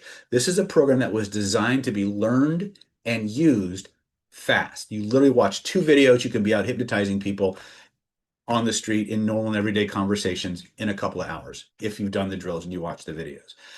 But it also comes with workbooks. It comes with bonus videos. It comes with downloadable MP3s, course on instant and rapid inductions, 2 courses on conversational hypnosis, 1 course on lie detection, 1 on emotional triggers and hot buttons, and a whole lot more. Again, this was designed for you to get a fast start today. Like you literally watch 2 videos, maybe write down a few sentences, and you're out in the world applying your skills. Okay, it's $11,082 combined value. It's a $997 value. We're going to give it to you for free. So finally, for those of you who click this link right now, before I jump off, we're going to give you a free VIP bonus ticket to our Killer Influence Secrets of Covert Hypnosis live certification bootcamp scheduled for August 18th through the 22nd, 2026. Here in San Diego. Now, there's also a Zoom option with this. So if you're across the planet, across the pond, in New Zealand or Australia or the UK or Ireland or Germany or Russia or whatever, and you can't get here physically, we would love you to be here physically. But this is going to give you free access to the full 5-day hypnotic persuasion certification bootcamp. And during this training, in addition to the regular Killer Influence material, I'm also going to include how to emanate authority and calm on demand, how to create charisma, how to redefine charisma into becoming unshakable and unreadable and in command of yourself, how to spot manipulators in seconds before they open their mouth, use behavior deviation, IQs, and speech patterns to profile anyone, anytime. In other words, I'm going to teach you a lot of the defense against the dark arts materials that we talked about in this webinar. To detect lies, framing, covert commands, turn conversations into blueprints for control, how to disarm gaslighters, narcissists, emotional parasites, learn how to counter patterns that neutralize your power, and actually put the ball in your court, how to ethically influence people so that you don't become one of the bad guys, right, as a byproduct of this training, right? And a whole lot more. This is going to be a very hybrid class. Because the program is really about protecting yourself. We're going to start with influence and we're going to go very, very deeply into the art and science of profiling and counter manipulation training. In other words, you detect manipulation, this is how you fix it. Okay, it's a $2,497 value. Total combined value on everything we've talked about so far is $13,579. So this is the package we've got for you guys. You're going to get the Secrets of Human Influence Killer Influence Home Study course valued at $2,497. You're going to get the Defense Against the Dark Arts Hypnotic Counter Manipulation Home Study course, $1,997 value. We're going to give that to you absolutely free. You're going to get the Renegade Reframing, Objection Mastery and Conversational Belief Change Masterclass, $1,997 value. You're going to get Charisma and Conversion, how to protect and inoculate yourself against presentations from the stage, and how to do powerful, compelling, hypnotic stage presentations that make people salivate to do what you want them to do. It's a $1,997 value. We're going to give this to you for free. We're going to give you the NLP Power Mastermind Mentoring trial membership where you can actually physically work on your skills every single day. every weekend, and plus binge watch all those videos we talked about. You're going to get the Stealth Instant Conversational Hypnosis Crash Course so you can get started today. $997 value. We're going to give that to you for free. And you're going to get that free live VIP ticket to the Secrets of Killer Influence, Secrets of Covert Hypnosis live certification boot camp here in San Diego, August 18th to the 22nd, 2026. Or you can attend via Zoom. You just got to let us know which version you want when you get your package so we can track you the right way. Now, interesting thing about our VIP tickets. Our VIP tickets are kind of cool in that if you don't want to come to Killer Influence, you can trade that VIP ticket in for another product or another seminar. As long as the price is equal or greater value, or equal or lesser value rather, we'll swap it out for you. You just got to let us know. But your default ticket will be for Killer Influence. If for some reason you want to come live and you can't make it, let Mia know. She'll move you to the guest list next time we do another training. We'll put you on that list. We'll let you know. If there's another training you'd like to go to, let us know. We'll move you to that list. All that matters is that you're in our database for having acquired this particular package, and we'll take care of the rest. You just got to let us know. Okay. So if the price goes up, you're protected. If we're sold out and you want to come at the last minute, we'll make a seat for you. If you want to go and at the last minute you can't go, no problem. We'll put you back in the database. You use that ticket when you're ready. You have it until you use it. If you want to gift that ticket to someone you believe would benefit from it, call us up, let us know. We'll authorize the ticket for them and you can gift it to them, right? We're very flexible that way. All that matters is that you click that link, get in the program so we can help you in the best way possible for all of us, right? Just click your links right now, nlppower.com/DADA or DADA, right? Come to DADA, right? And again, the fast action bonuses are good until I log off the webinar. So when I physically log off the live webinar, the fast action bonuses go away. The regular package is available until 11:59 p.m. tonight. I would highly, highly encourage you to go ahead and reach out to Mia as quickly as possible, or just go ahead and click the link and then let us know what specializations you need. What do I mean by that? A lot of people have been bebopping around Planet David for a while, and so they may have acquired some of the courses you see here on the list, and that's fine. If you want to take advantage of this program, but you see some things that you already have, no problem. Just click your link. As soon as the link goes through, pick up the phone or pick up or access your email, reach out to Mia at nlppower.com. Let her know you've got some duplicates and you'd like to substitute. As long as the program you want to substitute is of equal or lesser value, we'll go ahead and make that substitution for you so you can customize your package. Now, some of you got wise to this little perk that we give you, and you just started buying packages over and over again, trying to get new stuff, right? We know who you are.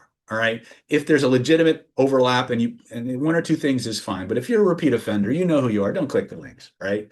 Let's be honest. Let's be ethical. We give you guys way more than we ever promise. And we bend over backwards to try and help you as much as we can. So go ahead and click your links and we'll make this happen for you. Okay. I love you guys all. All right. So go ahead and click those links. I'm going to give you guys like 5 or 6 minutes, just general questions. I'll answer any general questions that you have. Right? And then we're going to go back to part 3 of the webinar, and we're going to talk about defense mechanisms that you might see people when you actually turn the tables on a narcissist. These are some of the behaviors that you might encounter. Also, we'll talk about 3 magic questions, and I'll do a Q&A, and I'll customize things as best I can for you. Okay, let me see here. So what's this saying? I don't think I was promoted correctly to this event.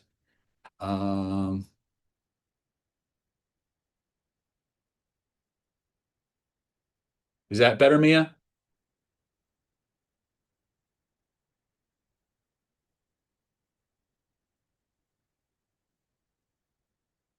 Mia was contacting me on the back channel.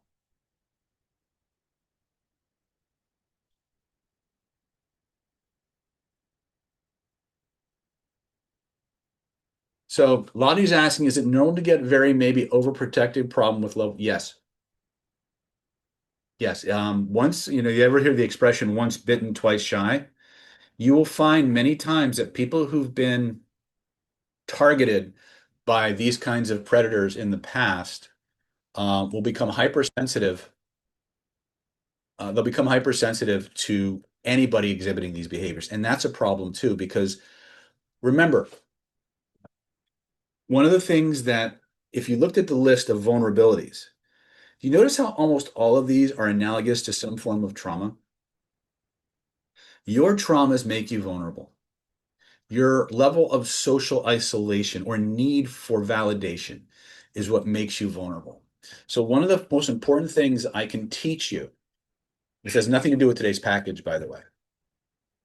One of the most important things I can teach you in order to protect yourself, in order to take yourself off the menu, is to help you heal. The more we can heal our wounds, conscious or not, emotional or physical or not, the less vulnerable we become to the predations of people who are basically looking at us like with an X-ray and noticing exactly where we need to go, where they need to go to get us to do what they want us to do. Does that make sense? Right? Um, for those of you who actually want that kind of help, I do see clients. I would email me at david@nlppower.com. You can email Mia for that kind of work as well. She'll make sure I get the messages. I do see clients, so if is some healing work that you need done, I'm available for you guys. If I can, and again, if I'm not in your price range, right? I hate to bring that up. There are other people who I've trained who work at a slightly more competitive rate. But if you want to work with me directly, I'm available. So just give us a call at 858-282-4663, or give us a call or you shoot us an email, me at NLP Power, or David at NLP Power, and we'll get you set up on a consult. So remember that there's two ways that we protect ourselves going forward. A, we heal, right? Sometimes we can heal on our own. Sometimes we need help. I'm here to help in that respect. Okay. The other way is through the tools, which is, again, the packages that we've talked about. Do you have the tools and the will to use them? Right. That's why I asked. And I sounded a little bit of a kind of dickish before saying, are you willing to use them? Right. Everybody is waiting for somebody else to save them. Especially if you're highly over socialized or neurotic on the neurotic spectrum. We're waiting for the government or law enforcement or some support group to come in and save us. Nobody's coming to save you. Nobody's coming to save you but you. If you make yourself strong, if you make yourself resourced, if you give yourself the tools and develop the willingness to use them, the bad guys will avoid you. There's too many other easy targets out there. Plus, you become a protector of society. You become someone who has the ability, if it's in your nature to do so, to intercede on behalf of somebody else. Lottie says, hard to remember 100% wanted to, and she goes blank. Of course, most people do because they don't have the training. You got to have the training, which is why we created the mastermind program. We create the programs and the courses to give you the tools. We create the mastermind mentorship to give you the ability to practice. And we encourage you guys to get together and practice together as often as possible. That's how you own that's how you own these techniques. That's what matters. Okay? So Robert's asking, can there be an interactive effect between someone being medicated to manage ADHD with a suspected covert narcissistic tendency? Well, first of all, people who are on the ADHD spectrum tend to be a little bit more kinesthetic and hyperkinetic. So they tend to be a little bit more sensation seeking anyway. So it's easy to see how they might be considered a little bit on the spectrum. Um, but this is a pretty long question, so I gotta read this here. The person I'm thinking about appears to have learned to be quite distrustful of others, which is not always a bad thing, but is prone to accuse others of being deceptive. This person's mother was okay, you're dealing with trauma.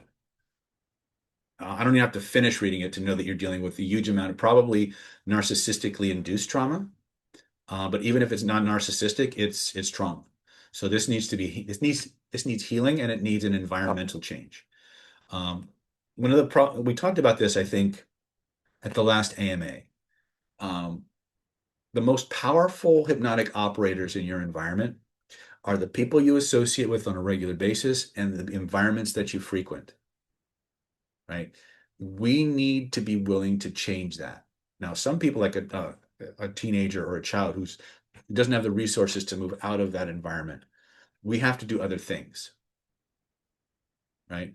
And we can, given the time and the energy and the resources. We can install ego strengthening exercises designed to shore up their personal boundaries and their conscious filters and things of that nature. And a lot of us need a healthy dose of hypnotic ego strengthening, especially if we're going to take on the bad guys, right? Because their job is to systematically pick away at our ego strength until we're just basically linguine in their hands or clay in their hands. We have to become stone. We have to become rock or a pine tree or something that is very strong, very stable, but also very flexible.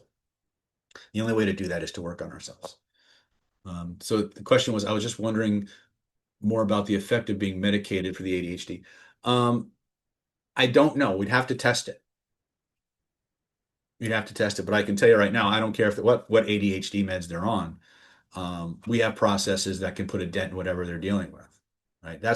I was, I'll be upfront with you. When I was being trained in holographic memory resolution, which was created by a man named Brent Baum, one of the things that Brent taught me was that holographic memory resolution doesn't work really, really well on people who are on like taking marijuana or benzodiazepines or things of that nature because they're memory retardants. So I promptly got a whole bunch of clients who are doing marijuana and taking benzos, and I had no problem. Um, when you're dealing with clients, you deal with whatever's in front of you. If you accept them as a client, that's what you do, as long as it's within your scope of practice. Um, when I was working with Bill Bankston and I was learning his energy healing method, he said he could heal anything. The system could heal anything but warts. So I worked on warts. So a lot of times the things that hold us back are belief systems that have been passed on to us from well-meaning mentors and guides and teachers and stuff like that. Um, so, but there's a lot of medications that I haven't had, I haven't dealt with clinically, but I have had people who have on ADHD meds and they have no problem with what we're doing, specifically because a lot of our methods are quite active. In classical hypnosis, this is what this is what a classically hypnotized person looks like, right? That's not what people look like in our chairs. They're moving stuff around, they're interacting with their nervous system. It's a very dynamic, very synergistic approach to transformation that creates very, very powerful change in a short amount of time possible. So we found that a lot of the attention or focus modifying effects of medicines don't actually slow down what we do. Just my experience so far. So I hope that answers your question. Right. Any other questions before I move on to defense mechanisms?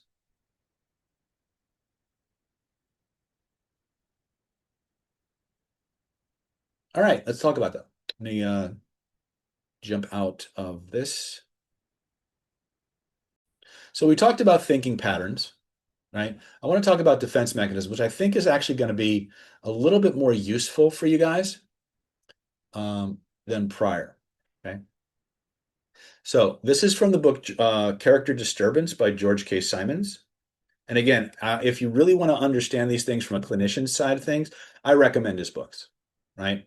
So unconscious processes, neurotic use, and again, we make two distinctions here. Let me see if I have my chart. So there's two basic cornerstones to this personality typing. You have active and passive and dependent and independent. So in this corner, we have people who are dependent on external sources of emotional gratification and stimulation. They actively pursue involvement through seductive, dramatic, attention-seeking behaviors.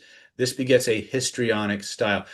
Going back to the question on borderline personality, this is what we're looking at. An extreme example of this. This is up here at this corner. At the opposite end of the spectrum, you have passive independent. This is a person whose source of emotional gratification and stimulation is internal. They avoid genuine emotional attachments. They're often too satisfied with themselves as a source of needs to be really good at others. They beget an egotistical style. This is the person who's so sure of what they know, they don't care what anybody else says, and they will screw up an entire project because they refuse to go along to get along, right? These people are often the know-it-alls or the Mr. Think, the super brains. They often set themselves up in situations where it's their expertise that keeps them from getting fired because behaviorally they're assholes most of the time, right? These people are very, very, if we were using NLP meta programs, we would say that they are internally driven. They have an internal locus of control. The active independent people, their source of emotional gratification and stimulation is also internal, but they have an active pursuit of self-reliance and control through power tactics. These are people who are going to do things to get their way in the world. They're going to learn new things. They're going to make goals, set them, and go after them. They're going to engage the help of others, but they're also going to be primarily self-driven. So these people can be either assertive if we like them, or aggressive if they tend to tread on our boundaries. Then you have what we call dependent passive, right? And this depends on their external source of emotional. They're depending out on validation from other people to get their emotional needs met. They usually avoid asserting themselves or caring for themselves emotionally. They're often quite submissive. So what you're seeing here on this side of the screen are people who are much higher on the neurotic.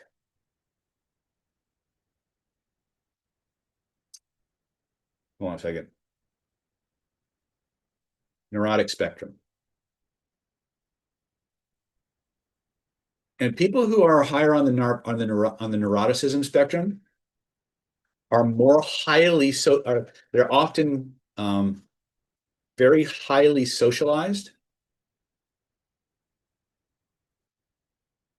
Sometimes you could say they're over socialized, where a character disturbed person doesn't care. These people care too much.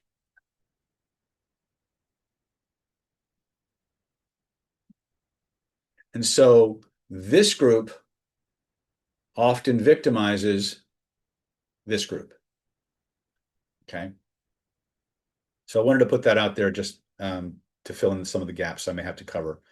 So let's talk about defense mechanisms really quickly. And the reason I brought that up was because Simon here talks about neuroticism, and I wanted you to understand what that meant.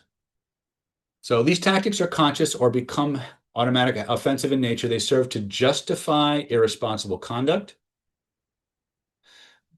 resist internalizing pro-social value standards and controls, to manipulate and control other people, to manage impressions,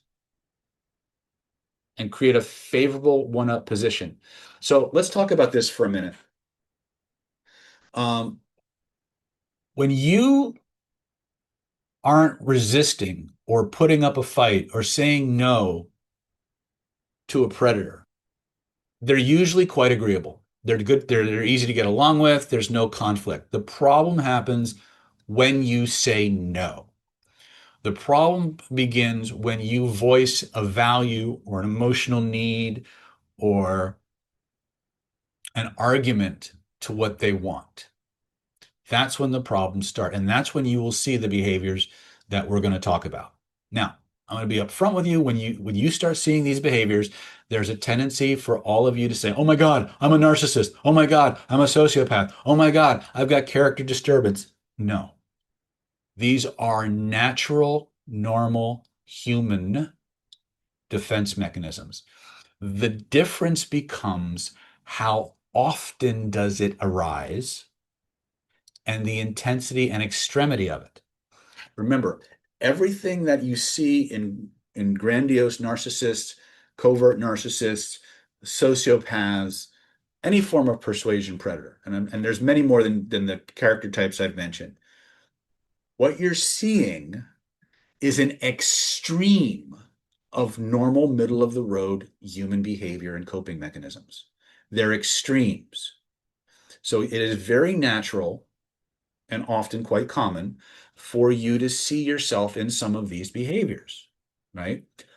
What you need to look at is the frequency and intensity of these behaviors and the context in which they arise. That's going to give you the biggest set of red flags. Okay? Any questions on that before I jump into some of these? Okay, let's go back to sharing. Oh, before we get into that, if you haven't clicked your link yet, remember we got the Secrets of Human Influence home study course. It includes Killer Influence, Defense Against the Dark Arts, Renegade Reframing, Charisma and Conversion, NLP Power Mastermind Mentoring Program, Stealth Instant Conversation Hypnosis Crash Course, Killer Influence VIP Super Ticket for the live training August 18th through the 22nd. Go ahead and click your links now to make sure that you've got your spot reserved.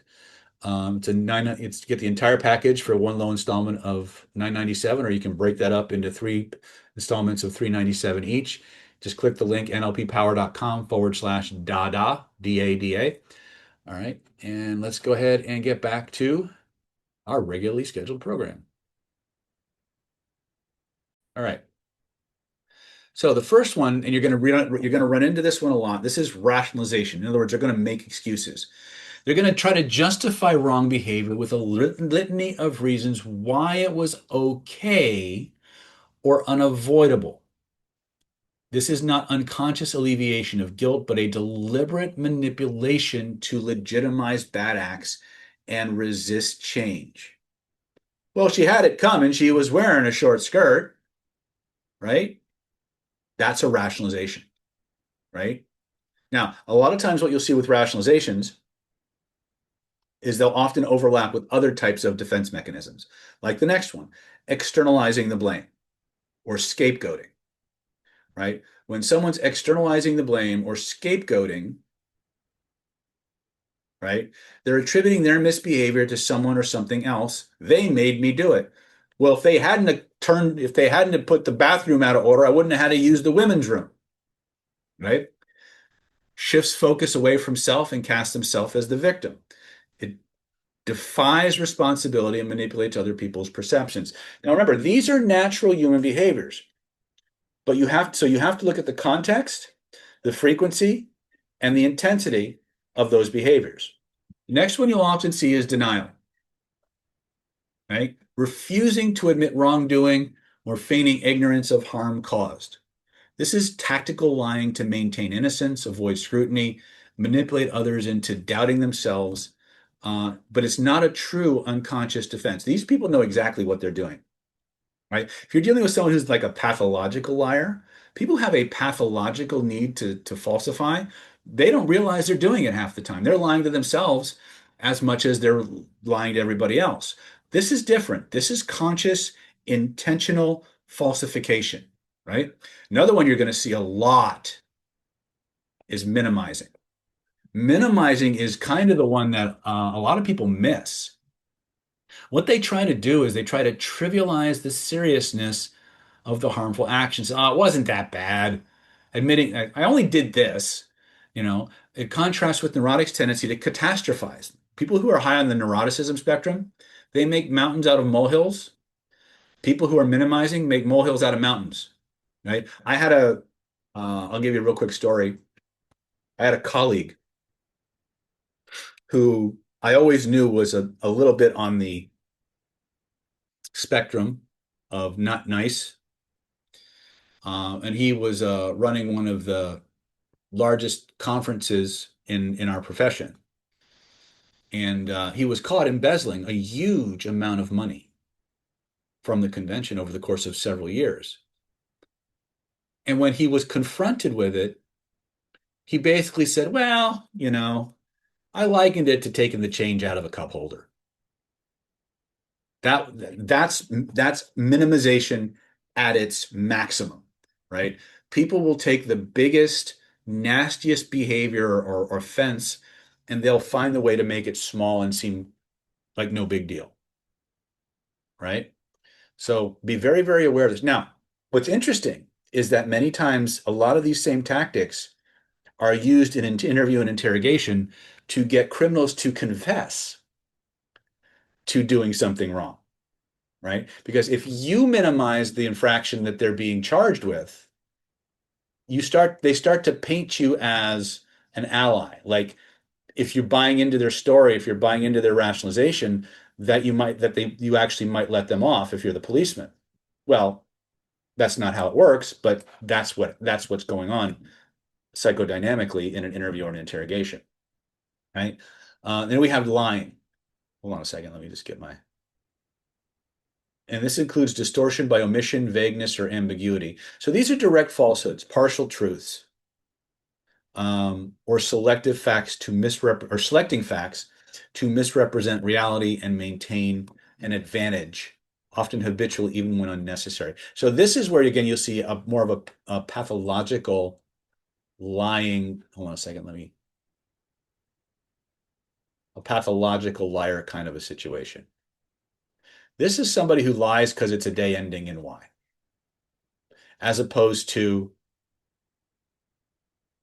a certain very specific type of lie. This is denial, right? This person is going to make shit up. Okay. Bullying. This is something you'll often see when people are caught in a lie. They'll often start to get very angry. They'll start to puff up. They'll start to uh, they'll try to intimidate you into dropping the subject. So they'll give you overt threats, they'll browbeat you, they'll display rage or some kind of intimidation behaviors designed to get you to drop the subject or force you to comply. The next one is covert intimidation. This is more like someone who's going to try to blackmail you, right? Um, they'll give you subtle, veiled threats, looks or implications of consequence for non-compliance. Um, and then the next one is evasion. They'll dodge the issue. They'll often deflect. So they might answer a question with a question. They'll say something like, "So, is there any reason why my friend Bernice said your car might be parked out front of Susan's condo 2 days ago?" Well, why would Susan ask that, right? Or what do you want for dinner? I'm hungry, right? Rather than just saying it wasn't me or denying me, they're going to find some way to not answer the question, right? And that goes right into diversion and deflection, right? These are very similar. Dodging issues, sidestepping questions, or avoiding direct answers to keep others in the dark. You'll also, in the context of evasion, I'll give you a little fun factoid here. Um, oh, was I not sharing my screen? Uh, I had a I had a colleague from the pickup and seduction world, um, who had this thing called there's this thing we have called a pattern interrupt. And whenever he was be talking to a girl and she started, oops, sorry about that. That is so cool. Anyway, anytime he was talking to a girl and the conversation started to go in a bad direction, he'd go, "Oh man, I got to go to the bathroom. I'll be right back." And he would rush off to the bathroom and he would interrupt that pattern and then he would come back and start again. That's kind of what an evasion is like, in that they just run away, either verbally or behaviorally. Now, evasion can also be seen non-verbally as well. You'll often see forms of evasion in terms of backward leans, uh, turns, or blocking your ventral line. These are behavioral evasions, right? They're not necessarily going to be linguistic in nature. Pardon me. So these can also, if they're doing any of these things while you're talking to them, those are also forms of evasion as well.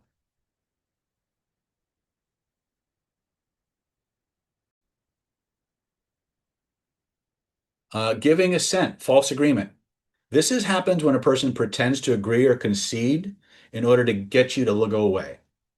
They'll placate others while harboring defiance with no real intent. I call this the Robert Downey Jr.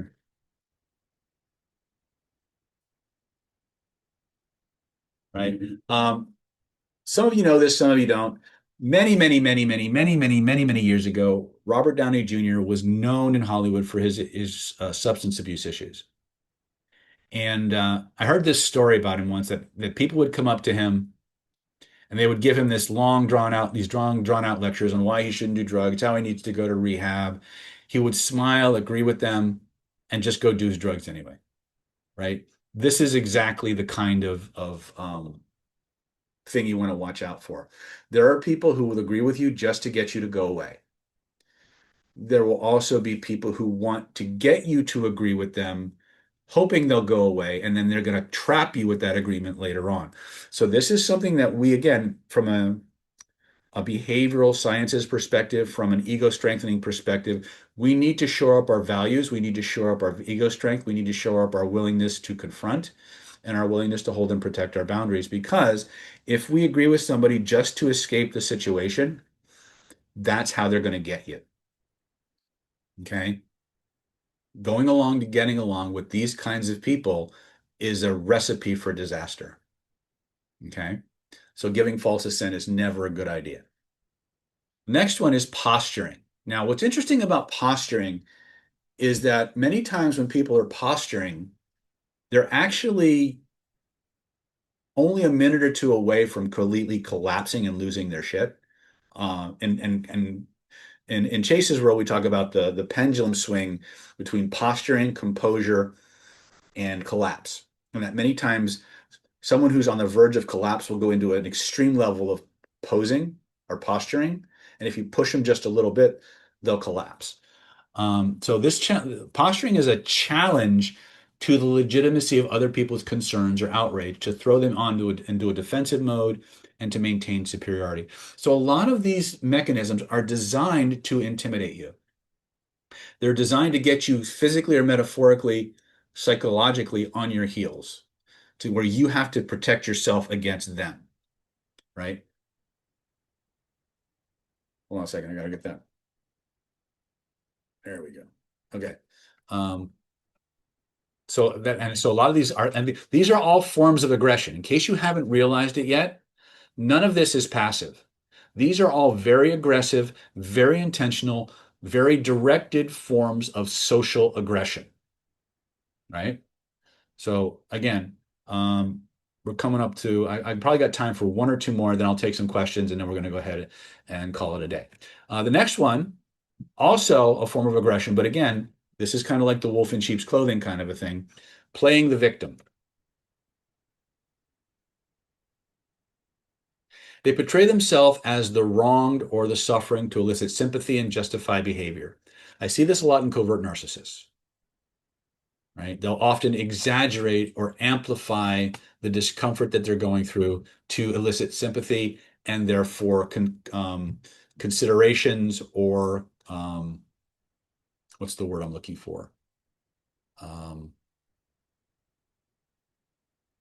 Perks, for lack of a better word, from another person. Um, and then, of course, feigning ignorance or confusion. This is the classic playing dumb. They're going to act unaware or clueless about their actions or motivations to disarm people. We tend to give people who may not know better the benefit of the doubt. And this is, again, one of the problems that we as a population who are training in this material are going to have to deal with. And it's why I like George Simon's work. And I appreciate George Simon's work so much. The people who are going to who are going to perpetrate these behaviors on you are counting on you to be nice.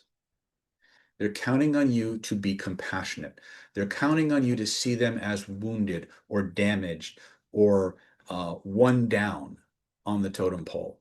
They got to be acting that way from trauma, otherwise they wouldn't be acting. They don't care. They don't care. This is again, I take a hard line with this kind of material, because the people who are behaving this way don't care whether they got that way because they were traumatized or they got that way because they came out of the womb that way. It doesn't matter.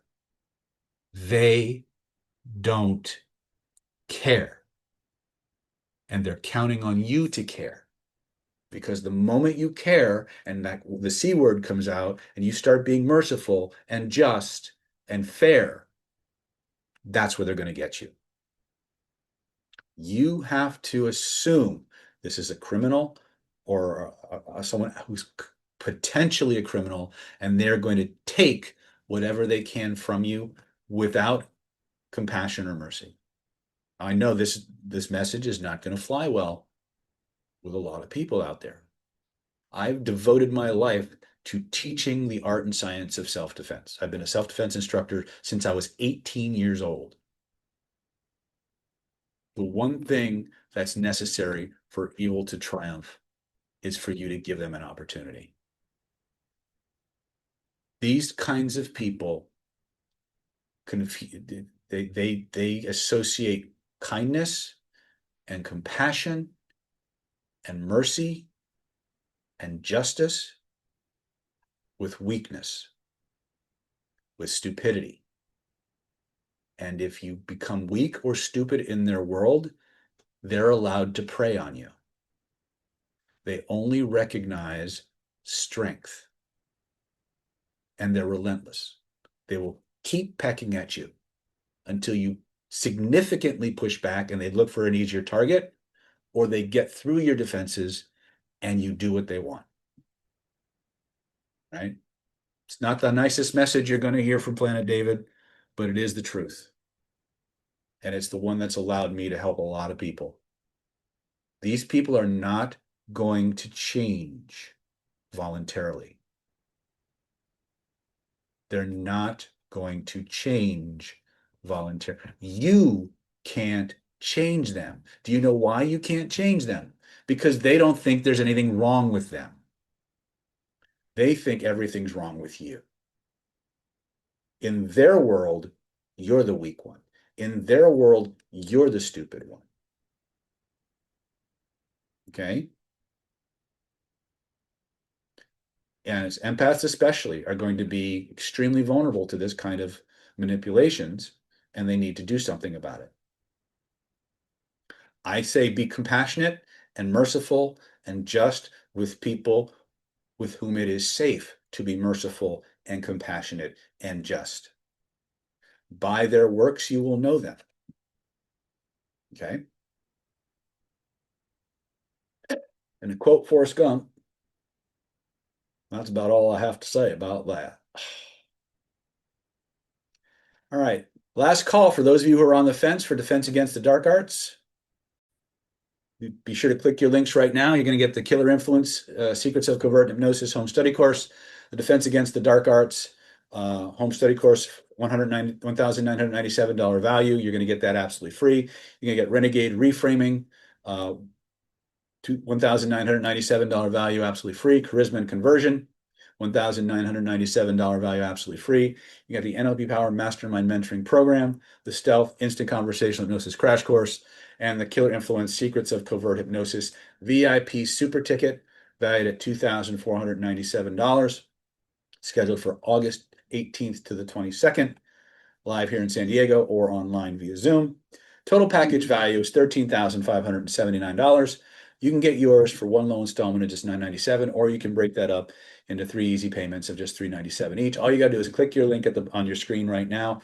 That's www.nlppower.com/DADA. That's nlppower.com/DADA. Click your links right now before the fast action bonuses go away. Remember, the NLP Power Mastermind Mentoring, the Stealth Instant Conversation Hypnosis Crash Course, and the VIP Super Ticket to the 5-day live event boot camp.